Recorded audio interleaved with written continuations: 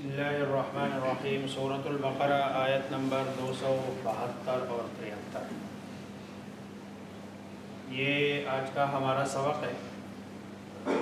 لیس علیک ھداھم، اور نہیں ہے آپ کے ذمے ان کو ہدایت دینا۔ شان نزول اس آیت کی یہ ہے کہ صحابہ کرام رضوان اللہ تعالی علیہم اجمعین اور مسلمانوں نے کافروں کو اس نیت سے صدقہ دینا روک دیا کہ شاید احتیاج کی وجہ سے یہ لوگ اسلام کی طرف مائل ہو جائے اور یہ مسلمان ہو جائے۔ تو اللہ تبارک و تعالی فرما رہے ہیں لیس علیک ھداھم، ان کی ضرورت پوری کرنا، ان کی حاجت مندی کو دور کرنا یہ اور چیز ہے، اور ان کا اسلام لانا، کیونکہ مسلمان ہونا اور کسی کا اسلام قبول کرنا یہ اللہ تبارک و تعالیٰ کے ہاتھ میں ہے۔ ہدایت کے میں نے پہلے بھی بتایا تھا، ہدایت کے دو معنی ہیں، ایک ہے راستہ دکھانا اور دوسرا ہے منزل مقصود تک پہنچانا۔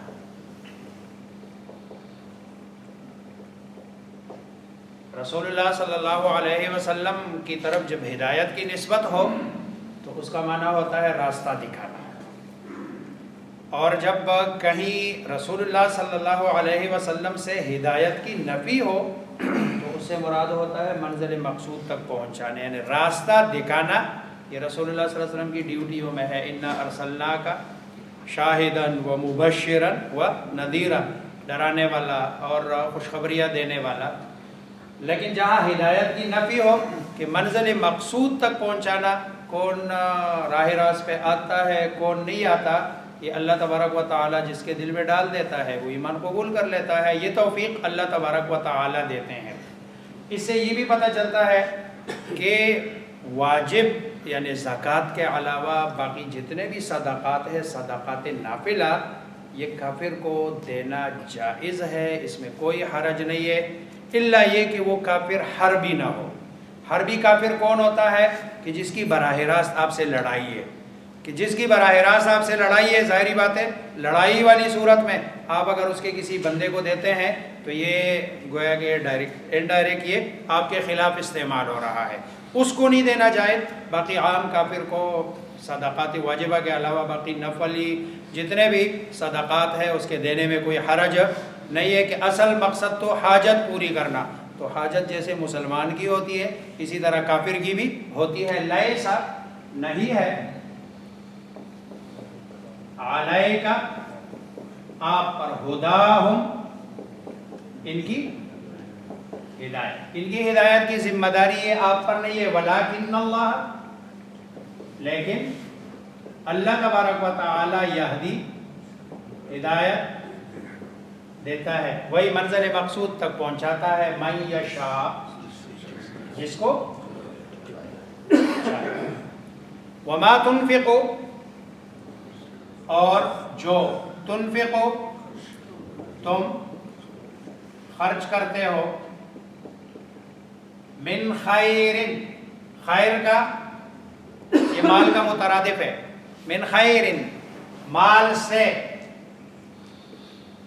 فَلِأَنفُسِكُمْ اس میں تمہارا اپنا فائدہ ہے، اس لیے اپنے فائدے کو مد نظر رکھ کر خرچ کرو، کیونکہ تمہیں اس کا ثواب واپس کر کے اگر آپ ایک خرچ کرتے ہو تو 700 مل جاتا ہے، 1400 مل جاتا ہے، 1000 مل جاتا ہے، اس کا آپ کو ریٹرن ہوتا ہے۔ فَلِأَنفُسِكُمْ، بس لے کے لیے، اپنے نفس، یعنی یہ آپ کے اپنے نفسوں کے لیے ہے، لام کا ترجمہ کر رہا ہوں کے لیے کا، تو یہ تمہارے اپنے نفسوں کے لیے ہے۔ وما تنفقون، اور نہیں تم خرچ کرو گے، الا مگر، ابتغاء، ابتغاء کہتے ہیں تلاش کرنا، مگر تلاش کرنے، وجہ اللہ، اللہ کی وجہ، اور جو بھی آپ خرچ کرو گے اس میں آپ کی نیت کس کی ہونی چاہیے؟ اللہ کی رضا ہونی چاہیے. اگر اللہ کی رضا ہے پھر تو تمہیں اس کا فائدہ ہوگا، لیکن اگر اللہ کی رضا نہیں ہے پھر اس کا فائدہ نہیں ہے، بلکہ الٹا اس کا ریاکاری سے جب بندہ کرتا ہے تو وَمَن تَصَدَّقَ يُرَائِي فَقَدْ أَشْرَكَ، جو صدقہ کرتا ہے ریاکاری کے لیے تو اس نے تو شرک کیا، اس لیے اس کا تو وبال ہے. تو جو بھی تم خرچ کرو گے وہ اللہ تبارک و تعالیٰ کی رضا کو تلاش کرنے کے لیے. وَمَا تُنْفِقُوا، اور جو تم خرچ کرو گے، من خیر، مال سے، یوفا، یہ لفظ وفا سے ہے. وفا کے معنی ہے برابری.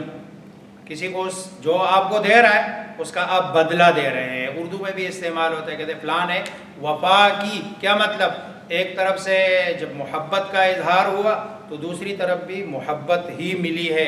تو یوفا تو پورا پورا دیا جائے گا، الیکم، تمہاری طرف. وہ ہے کہ تمہیں اس کا پورا پورا بدلہ دیا جائے گا، اس میں کوئی کمی.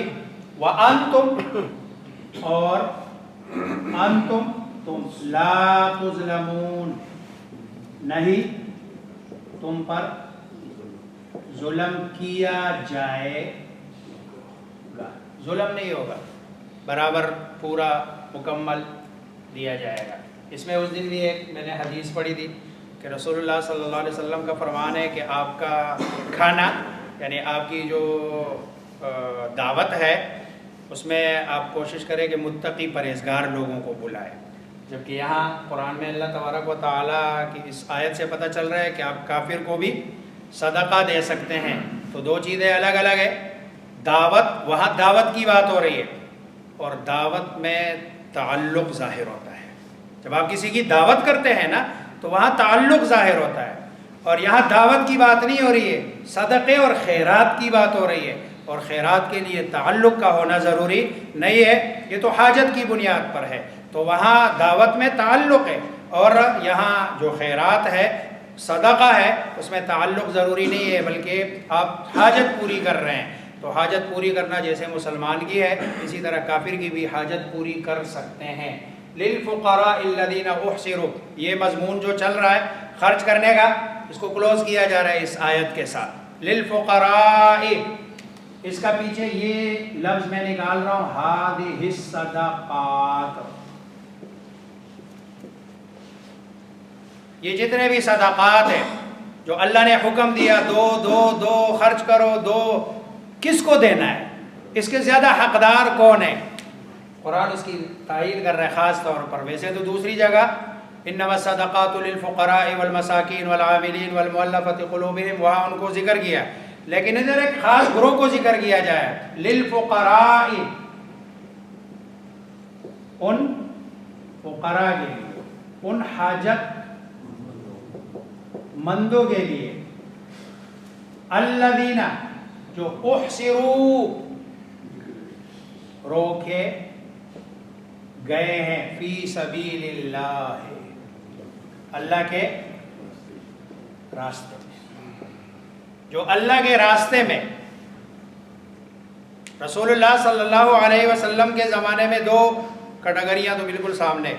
ایک مجاہدین جنہوں نے اپنا آپ وقف کیا ہوا تھا، اور دوسرے وہ لوگ جو صفوہ کے طلبہ ہیں جنہوں نے دین کے لیے اپنا آپ وقف کیا ہوا تھا، اور وہ کوئی کمائی، کوئی کام کاج نہیں کرتے تھے. اور ظاہری بات ہے دین کا یہ جو کام ہے اس کے لیے اتنے وقت کی ضرورت ہوتی ہے کہ اگر آپ اس کے ساتھ کسب معاش کو بھی ملا لیں ساتھ نا، تو ظاہری بات ہے پھر یہ دین کا کام کامل طریقے سے ہو چلے گا، لیکن کامل طریقے سے نہیں ہوگا. اس لیے اس کا جو مصداق اولی ہے وہ مجاہدین ہے، اور اس کے ساتھ ساتھ جو لوگ جنہوں نے دین کے لیے اپنے آپ کو وقف کر دیا ہے اور آپ کی دینی ضروریات کو پورا کر رہے ہیں، ان پر خرچ کرنے کے لیے فرما رہے ہیں کہ ہذہ الصدقات، یہ صدقات ہیں ان ضرورت مندوں کے لیے، الذین احصروا فی سبیل اللہ، جو اللہ کے راستے میں، چاہے وہ جسمانی طور پر روکے ہوئے ہیں، چاہے وہ ٹائم کے اعتبار سے انہوں نے اپنے آپ کو پابند کیا ہوا ہے، ان پر خرچ کرنا ہے. لا یستطیعون، وہ نہیں طاقت رکھتے، استطاعت رکھتے. ضربن چلنے. یہ جو لفظ ضرب ہے نا، ضرب کا اصل معنی ہے مارنا، لیکن قرآن کریم میں یہ 3 معنوں میں استعمال ہے. اگر اس کے ساتھ فی الارض کا ہے تو یہ چلنے پھرنے کے معنی میں آتا ہے. اگر آگے مثلاً کا لفظ ہے قرآن میں یہ بھی ہے ضرب اللہ مثلاً، بیان کرنے کے معنی میں آتا ہے. اور اگر یہ 2 چیزیں اس کے ساتھ نہیں ہے تو ضربہ کے معنی اصل میں کیا ہوتا ہے؟ جیسے ہم کہتے ہیں نا ضرب حیدری، تو ضرب حیدری کا مطلب کیا ہے؟ زمین میں چلنا پھرنا تو نہیں ہے نا، حیدری مار.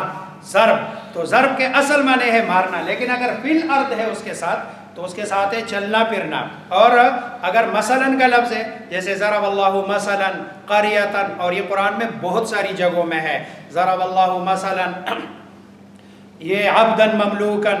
اسی طرح جو ہے نا وہ 28ویں پارے کے بالکل آخر میں حضرت موسیٰ حضرت نوح علیہ السلام اور ان کی بیویوں کا، لوط علیہ السلام کی بیوی کا، وہاں پر بھی ضرب اللہ مثلا بیان کر گئے. تو ضربن یہاں چلنے پھرنے، گویا کہ یہ چلتے پھرتے نہیں ہیں، اور کاروباری زندگی کے لیے چلنا پھرنا ہوتا ہے، اور یہ کاروباری زندگی کے لیے یہ نکلتے نہیں ہیں، یہ اپنے دینی کام میں جو ان کی ذمہ داری ہے وہ اس میں منہمک رہتے ہیں. ضربن فی الارض، اور یہ نہیں استطاعت رکھتے، طاقت نہیں رکھتے ہیں، فزیکلی نہیں.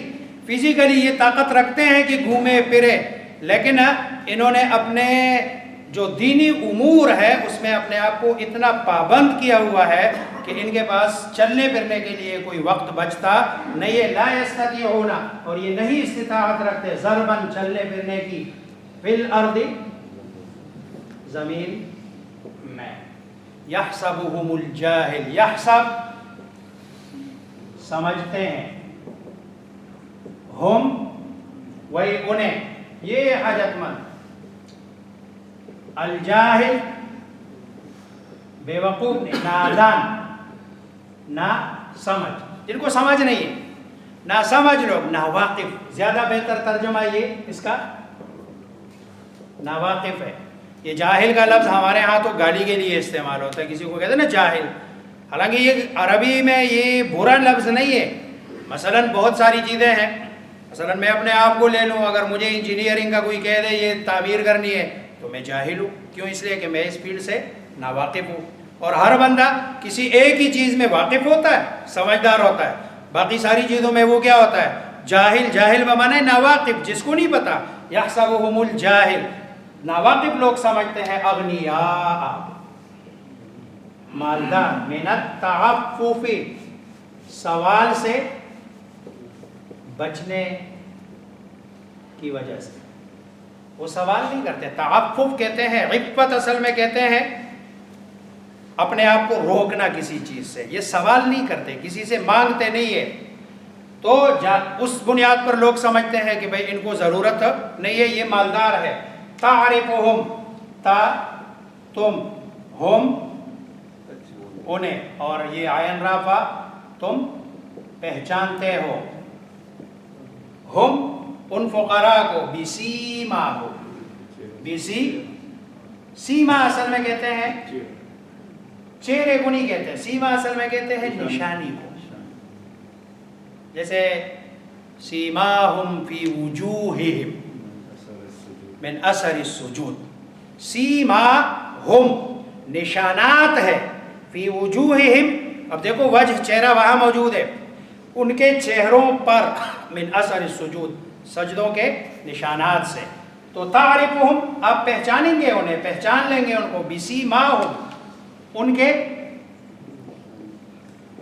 نشانات سے. اور ویسے بھی جو بندہ ضرورت مند ہے، حاجت مند ہے، اس کے چہرے سے پتہ چل جاتا ہے کہ بھئی یہ بندہ کیا ہے؟ ضرورت مند ہے. لا یسألون الناس، لا نہیں، سوال کرتے ہیں، مانگتے ہیں، الناس لوگوں سے، الحافا لپٹ کر. وہی لحاف ہے. لحاف کو بھی لحاف اس لیے کہتے ہیں کہ بندہ اپنے سے لپیٹ لیتا ہے. آج کل ویسے بھی لحاف کی ضرورت زیادہ ہوتی ہے. تو لحاف، الحافا، لپٹ کر نہیں مانگتے ہیں کہ کسی سے کو بس دو.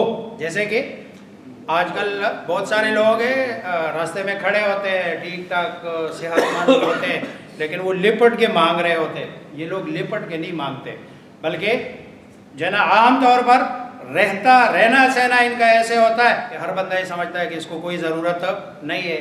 وما تنفقوا من خیر، اور جو تنفقو تم خرچ کرتے ہو، من خیر مال سے، فإن اللہ بہ علیم، اللہ تبارک و تعالیٰ اس کو جانتا ہے. اللہ کو پتہ ہے چھپ کے خرچ کرتے ہو، آہستہ خرچ کرتے ہو، کھل کے خرچ کرتے ہو، نیت آپ کی کیا ہے، اس سب کو اللہ تبارک و تعالیٰ جانتا ہے. اللہ مجھے آپ سب کو سمجھنے عمل کرنے